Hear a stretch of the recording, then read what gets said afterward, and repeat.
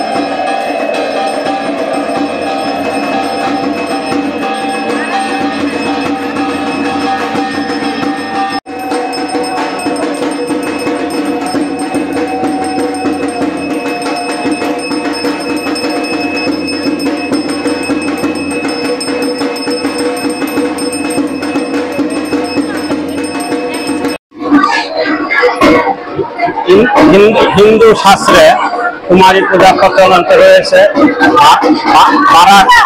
বারাসুর স্বর্গ মুক্ত পাতাল দখল করে নিয়েছিল। তখন দেবতাগণ অসন্তুষ্ট হয়ে কালীর নিকট প্রার্থনা করেছিলেন। তখন কালী রূপে প্রথম কুমারী রূপে পূজিত হয়েছিলেন। 1991 খ্রিস্টাব্দে বেলুর মঠে স্বামী বিবেকানন্দ শারদীয়া অষ্টমীতে নিজে তিনি কুমারী পূজা সূচনা করেছিলেন। তখন তিনি হিন্দু শাস্ত্র রীতিমতি অনুযায়ী মঠ মন্দিরে আশ্রমে বিভিন্ন জন্মস্থানে কুমারী পূজা প্রচলিত হয়েছিল। আমরা কুমারী পূজা করি কেন? নিজেকে পশু থেকে সংযত রেখে সেই কুমারীকে পূজা করা হয়। 1 থেকে 16 বছরের অধিক অরজস্বলা কুমারী মায়ের পূজা অনুষ্ঠিত হয়।